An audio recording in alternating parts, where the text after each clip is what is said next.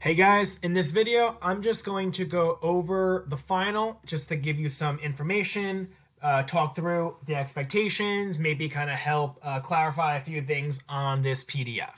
So this PDF, or I guess it's actually a doc, whatever, has all the information that you will need to create the final. The final is a 100% independent take-home assignment, and it is basically an accumulation of all the different functions and features we've done through the year, only instead of me showing you how to do it first and then you following my demo, you are doing everything on your own.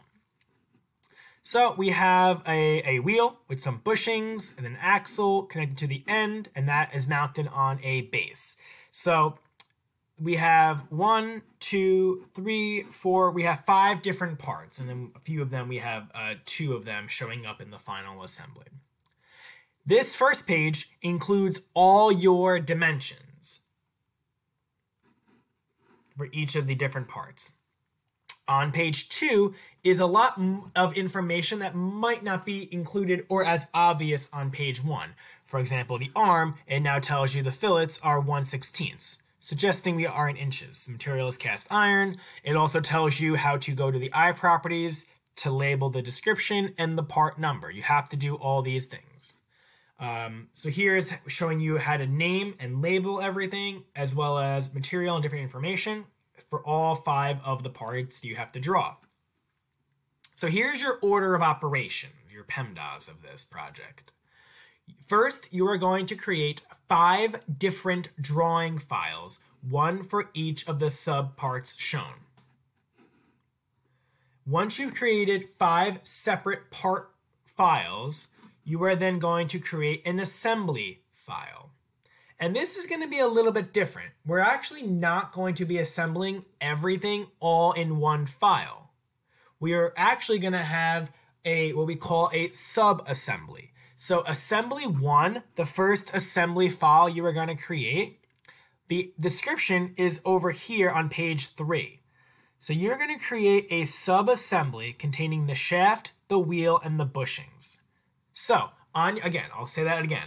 On your first assembly file, you are going to import or place. You're going to go place, place, and then you're going to import 1 shaft, 1 wheel, and 2 bushings. And then you're going to assemble that using the constraints that we know.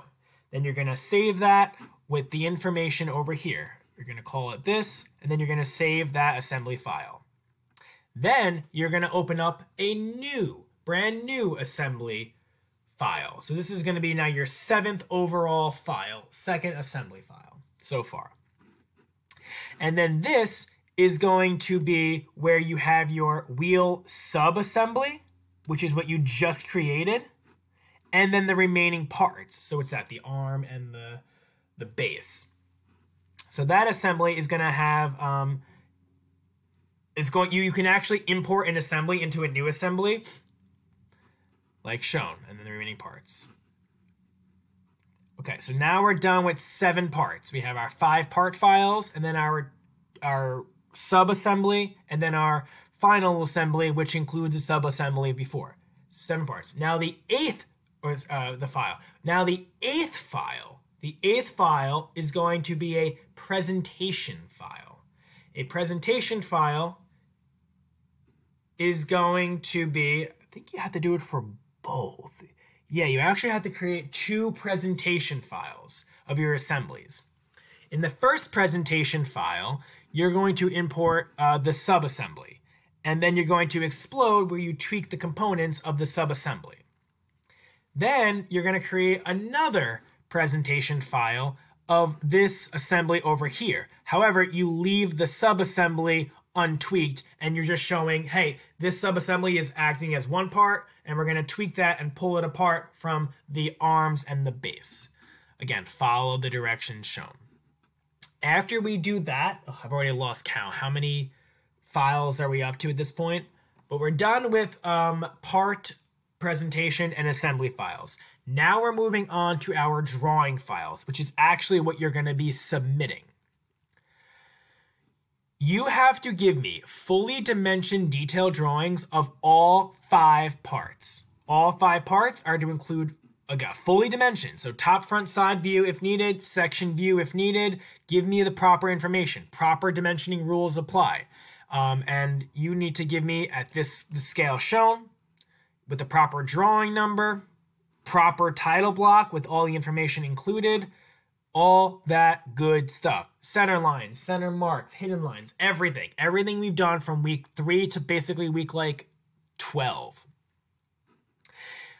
If the parts are kind of small and you can fit multiple parts on a single A-size paper, you can do that. Just gotta label it so I know what I'm looking at.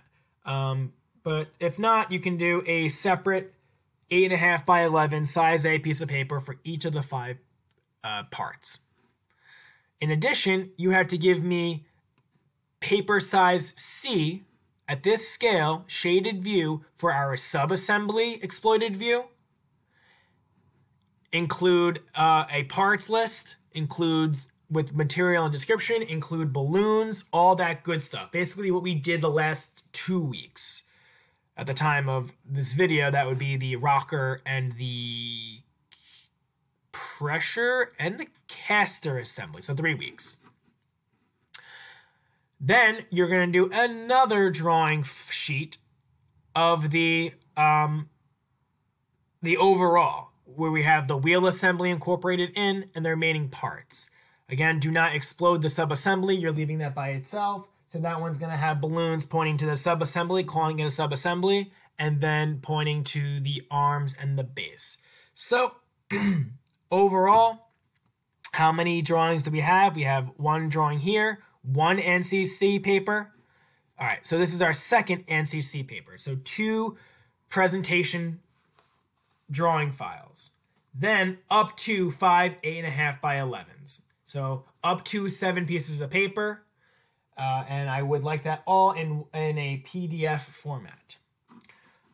If you have questions, you can ask your questions, but I do expect this to be mostly done independently. If your question is a clarification question, I'd be happy to answer it. Like, oh, what dimension is this or something? Or I'm having a little bit of trouble reading. Can you verify that I'm interpreting this correctly? That's a valid question. If your question is, how do I use the revolve, or more of a function question, I'm not going to take those types of questions at this point. If you're unsure of if I'll take it, ask it, and I'll let you know if it's something that I can answer. This is your final.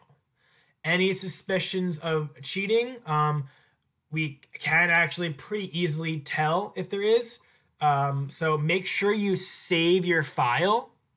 And if I have any issues or concerns about the ethics of it, I will be pulling up the original origin of the file creation and your PDF. I can pull up the origin of when it was created, and it will tell me if the original sources match. It's actually pretty easy to investigate. What else? What else? This is due on December 16th by 6 p.m. The best source for reference is definitely the caster assembly. That gives you the most information about it. And I think I'm missing some kind of information I wanted to tell you. But I think that's good for this video. So, best of luck. Oh, I now remember. You do need to pass the final to pass the class. In the syllabus, that is a requirement to pass. You can have 100 going into the final. If you fail the final and you mathematically pass the class, you are no longer eligible to receive credit. You have to submit the final, and you have to pass the final to pass the class. This is the first assignment that I'm not holding your hand most of the way through it. Okay, with that said, we are done, and I will talk to you guys soon.